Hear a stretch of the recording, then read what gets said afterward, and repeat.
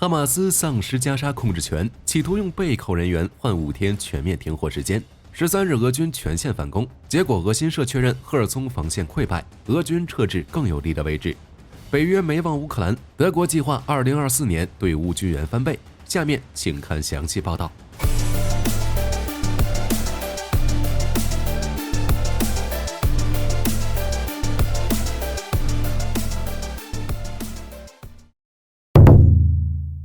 据以色列时报报道，当地时间11月13日，以色列国防部长加兰特表示，随着以军全面占领加沙城，哈马斯已经失去了对加沙地带的控制，其中不乏加沙巴勒斯坦人和以军合作，为其提供哈马斯的所在地、地道入口以及仓库和火箭弹发射场等。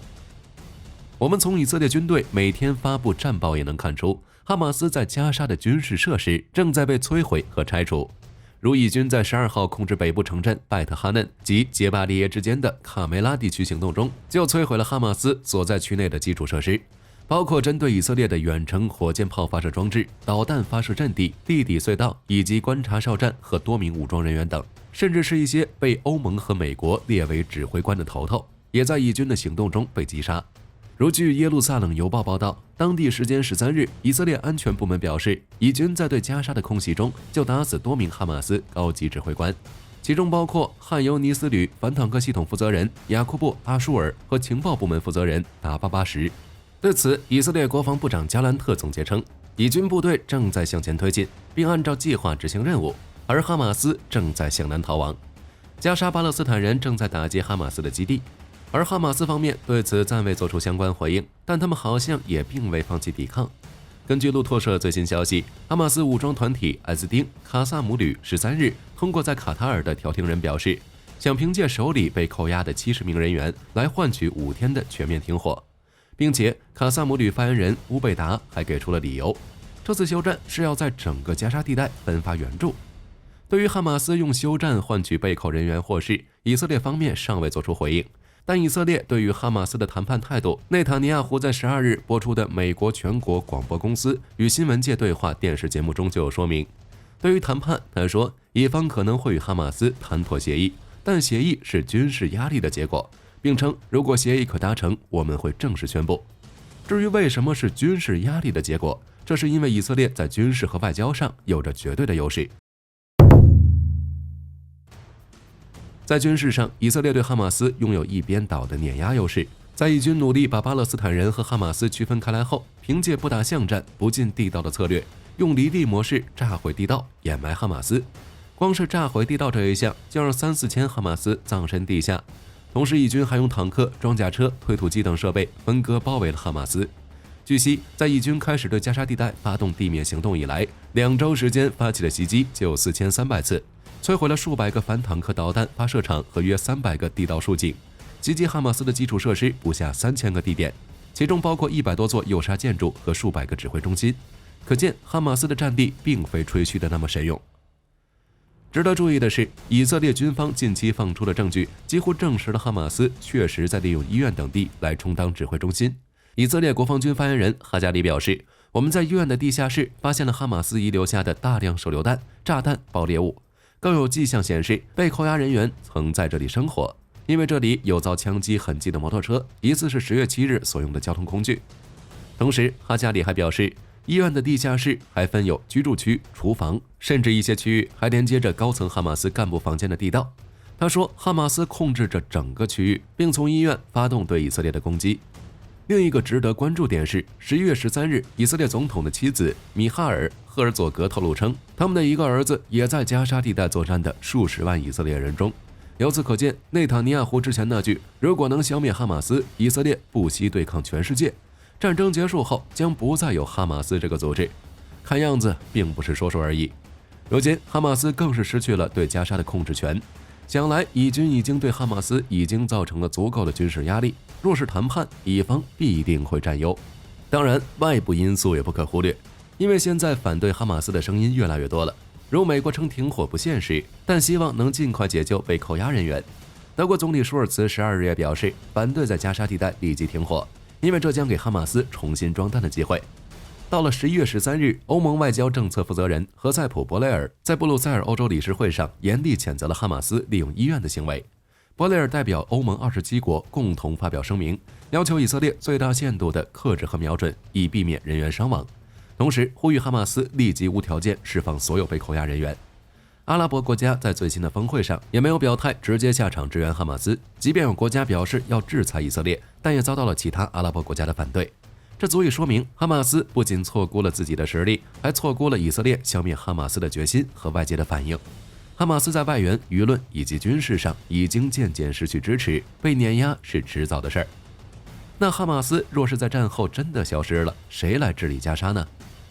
据 NBC 报道，内塔尼亚胡12日的说法称，加沙地带必须由不同的权力机构管辖，但他拒绝表态是否支持一支国际部队在冲突结束后管控该地区，只表示眼下说这些为时过早。而美国方面先前就曾公开反对以色列在冲突结束后占领加沙，美国国务卿安东尼·布林肯也曾提出，加沙地带的治理应由巴勒斯坦民族权力机构接管加沙地带，但在过渡期内，其他地区国家和国际机构可能会在安全和治理方面发挥作用。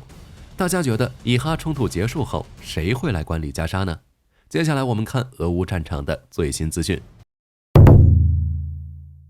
13日可以说是近期俄乌战场的一个重大变化，因为俄军从罗斯托夫调来的援兵全面到位后，便在除扎波罗热外的所有战线发动了全面反攻。不过结果只证明了一点，俄军头铁，战果可以说是丝毫没有。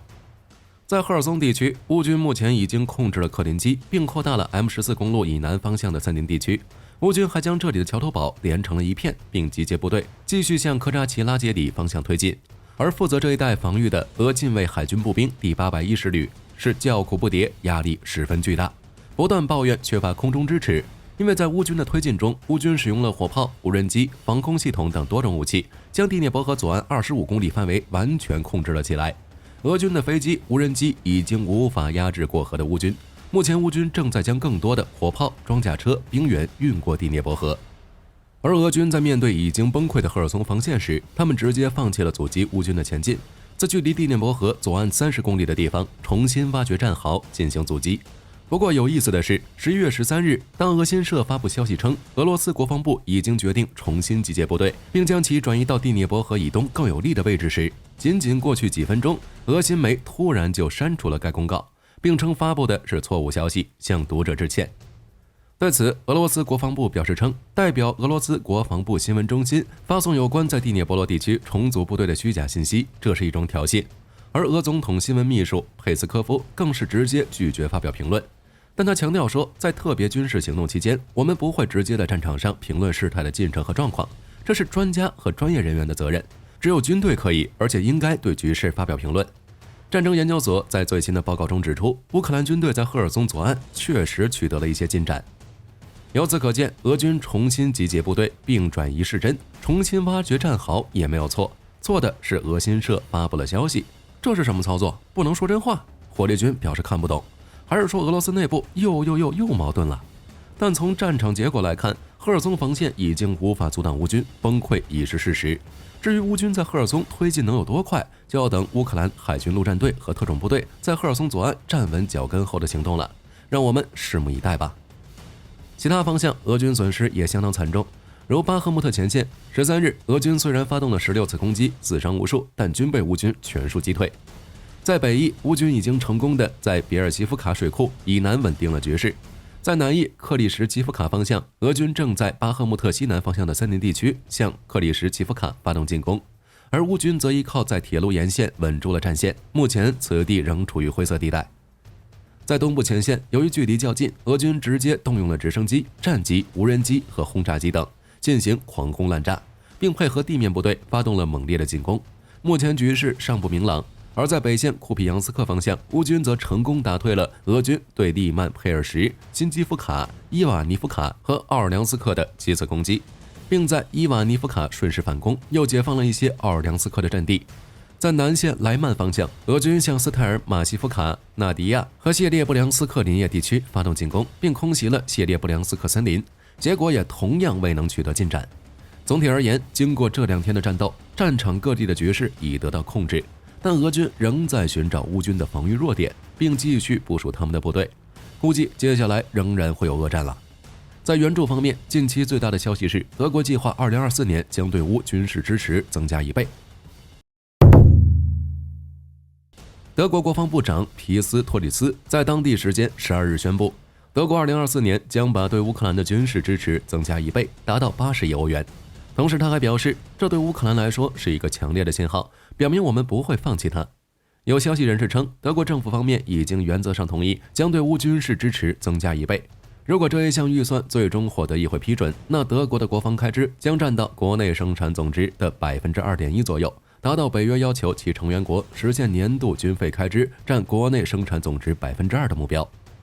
与此同时，德国总理舒尔茨11月12日称，如果俄军能从乌克兰撤军，他将与普京举行会谈。通过这一表态，舒尔茨巧妙打脸了那些不停催逼乌克兰与俄罗斯和谈人的脸，也表明了德国乃至整个欧盟的立场，那就是不撤军，一切免谈。面对北约、欧盟国家向乌克兰提供的武器，俄罗斯方面多次表示，这一做法不会扭转战局。佩斯科夫在今年年初就警告说，北约国家向乌克兰提供先进军备，只会延长俄乌冲突。另一个值得关注的援助消息是，罗马尼亚国防部长安赫尔·蒂尔瓦尔与荷兰国防部长凯撒·奥隆格伦一起参加了13日在费泰斯蒂空军基地开设的欧洲 F-16训练中心的开幕式。来自乌克兰的飞行员将在那里接受 F-16的培训，而稍早一些时候，由荷兰捐赠的 F-16已被送往罗马尼亚，用于乌克兰飞行员的培训。4星上将彼得雷乌斯爆料称，乌军飞行员学得很快，今年冬天 F-16很可能就可以参战。好了，大家关于哈马斯丧失加沙控制权以及13日俄军的全线反攻被挫败，大家还有什么要补充的吗？欢迎在评论区留言，我是火力军，下期再见。